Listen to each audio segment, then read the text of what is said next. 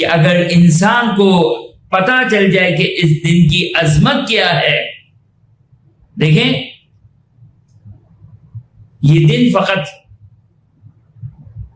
یقینی طور پر یہ جو جملہ کہہ رہا ہوں بہت ڈرتے ڈرتے یہ بات کہہ رہا ہوں، میں فقط کے ساتھ کہہ رہا ہوں.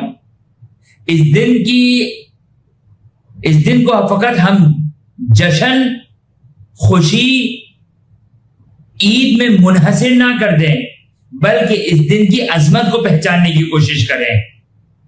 اس دن کس چیز کا اعلان ہو رہا ہے، کس بات کا اعلان ہو رہا ہے؟ کیا اس دن خبر ہے؟ اس دن وہ کون سا واقعہ رونما ہوا کہ جس واقعے کی وجہ سے یہ دن عید اللہ، عید الاکبر، عید الاعظم قرار پا رہا ہے؟ بسم اللہ الرحمن الرحیم. وہ عید کہ جو کبھی روایتوں میں عید اللہ کے نام سے جسے یاد کیا گیا، کبھی عید الاکبر، کبھی عید الاعظم، اعظم الاعیاد، یوم اللہ، مختلف ناموں سے اور عظمت اور مکمل احترام کے ساتھ اس دن کی عظمت کو بیان کرتے ہوئے اس دن کی عید کو ایک بڑی عید روایتوں میں بیان کی گئی.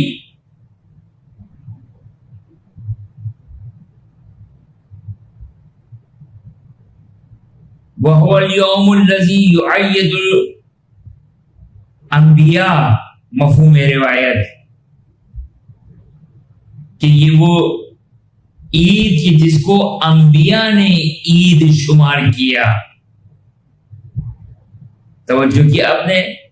کبھی عید الفطر کے بارے میں یہ روایتوں میں نہیں ملتا ہے، کبھی عید الاضحیٰ کے بارے میں یہ روایتوں میں نہیں ملتا ہے، لیکن عید غدیر کے بارے میں مختلف الفاظ کے ساتھ روایتوں میں یہ بیان کیا گیا کہ انبیاء نے اس دن کو عید قرار دیا. یہ وہ دن ہے کہ ہر نبی نے اپنے وصی کو اس دن انتخاب کیا. اب اس دن کی عظمت ہم تصور کریں، غور کریں، روایتوں کا مطالعہ کریں کہ روایتوں میں اس دن کو انتہائی عظیم دن شمار کیا گیا. اور حقیقت یہ ہے کہ ہم نے اس دن کی عظمت کو، اس دن کے مقام کو نہیں پہچانا. دلیل توجہ کیجیے گا، آپ کی خدمت میں یہ نکتہ عرض کرنا چاہ رہا ہوں کہ ہم نے غدیر کی عظمت کو نہیں پہچانا، ہم نے غدیر کے مقام اور منزلت کو نہیں پہچانا. اس لیے کہ معصوم کی حدیث جس کو شیخ عباس قمی نے بھی اپنی کتاب مفاتح الجنان میں بیان کیا کہ لو عرف الناس فضل هذا اليوم، کہ اگر لوگوں کو غدیر کے دن کی فضیلت اگر معلوم ہو جائے، خود اس روایت میں بیان کیا کہ ہم نے اس دن کی عظمت کو نہیں پہچانا، ہم نے اس روز کے مقام کو نہیں پہچانا، ہم نے اس روز کی قدر و قیمت کو نہیں پہچانا. ورنہ کیا ہوتا، یعنی ہم جس میں کم از کم میں شامل ہوں، اس لیے کہ میں یقینی طور پر اس حدیث پر نہیں اترا ہوں کہ امام ارشاد فرماتے کہ لو علم الناس فضل هذا اليوم، کہ اگر انسان کو پتا چل جائے کہ اس دن کی عظمت کیا ہے. دیکھیں یہ دن فقط یقینی طور پر یہ جو جملہ کہہ رہا ہوں بہت ڈرتے ڈرتے یہ بات کہہ رہا ہوں، میں فخر کے ساتھ کہہ رہا ہوں. اس دن کو فقط ہم جشن خوشی عید میں منحصر نہ کر دیں، بلکہ اس دن کی عظمت کو پہچاننے کی کوشش کریں. اس دن کس چیز کا اعلان ہو رہا ہے، کس بات کا اعلان ہو رہا ہے؟ کیا اس دن خبر ہے؟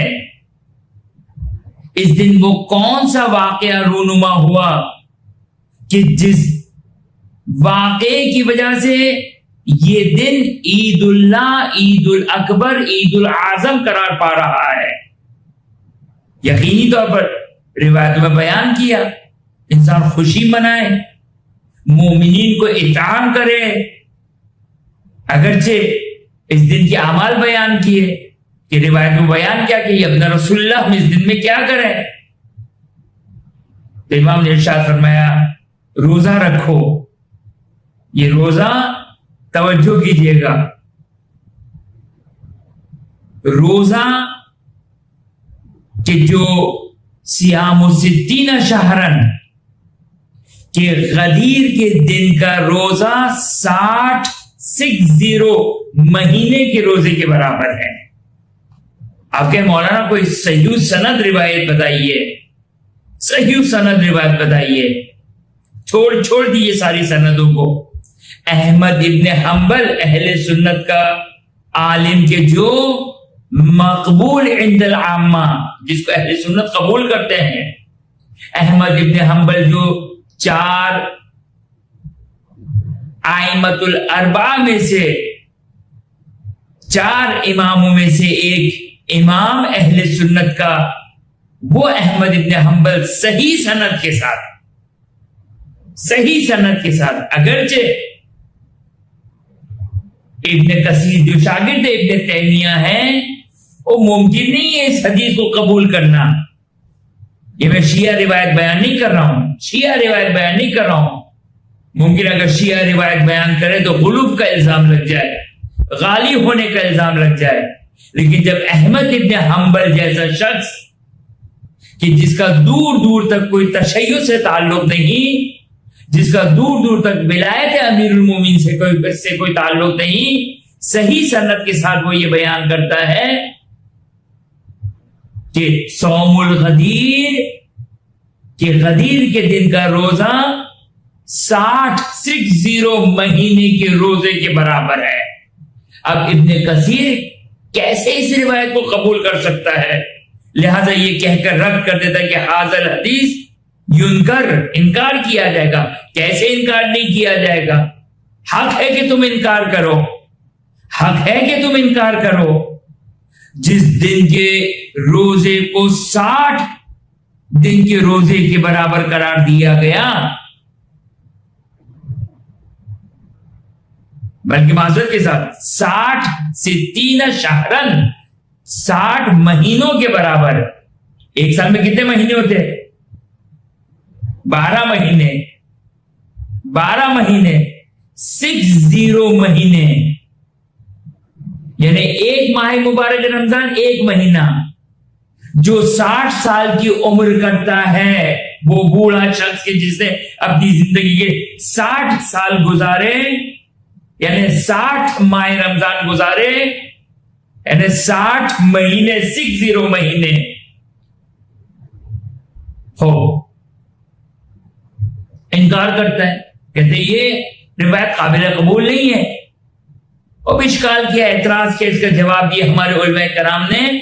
لیکن توجہ کریں، لہذا اس مسئلے میں کوئی بحسب ظاہر شک و تردید باقی نہیں ہے. جب غیر جس کا ولایت امیر المومنین سے کوئی تعلق نہیں، وہ حدیث من کنت مولا فہذا علی مولا جو آج کے دن کا اعلان ہے، اس کو چھپا نہیں چھپا سکے، ممکن نہیں ہے چھپانا. اب یہ حدیث کو کیسے وہ قبول کر سکتے ہیں؟ اور میرا سوال ہے کہ ظاہراً البانی کہ جو اہل سنت کا قدیم زمانے میں ابن تیمیہ، ابن کثیر، آج کے زمانے میں البانی، اس نے اس حدیث کو صحیح سند قرار دیا ہے، صحیح سند قرار دیا ہے۔ تو سوال ہے کہ آخر آج کے دن وہ کون سا ایسا اعلان تھا، وہ کیا خبر تھی؟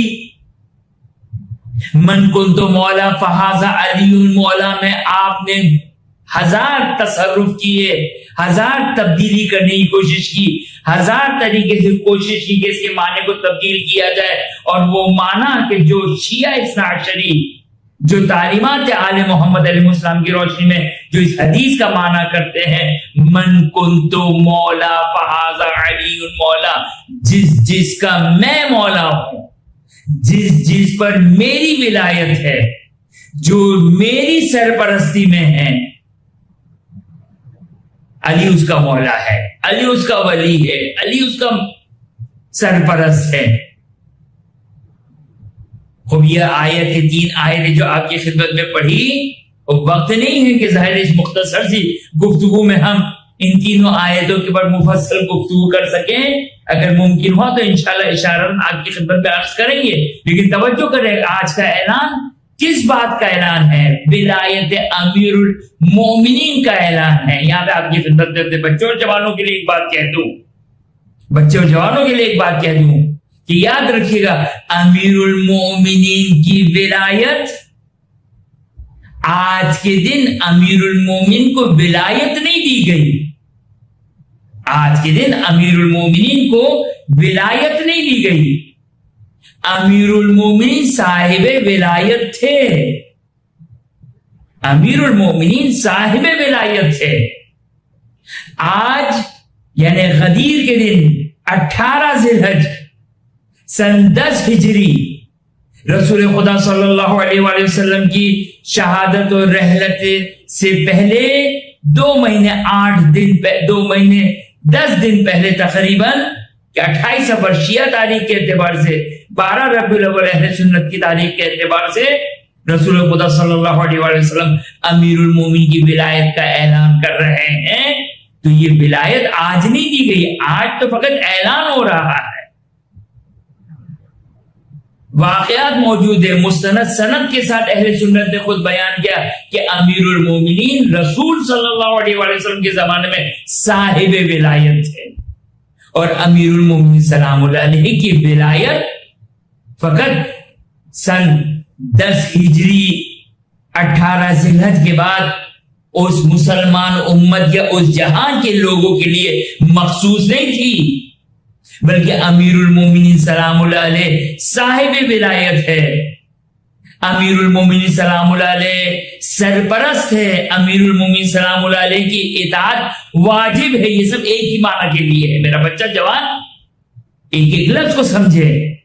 ولایت، سرپرستی، علی کی اطاعت کا واجب ہونا، یہ سب ایک ہی معنی میں آتے ہیں۔ ولایت یعنی صاحب اختیار ہونا، صاحب ولایت ہونا یعنی کیا مطلب؟ صاحب ولایت کا مطلب یہ ہے کہ اگر امیر المومنین سلام اللہ علیہ حکم دے، جس کو بھی حکم دے اس کے لیے اطاعت کرنا واجب ہے۔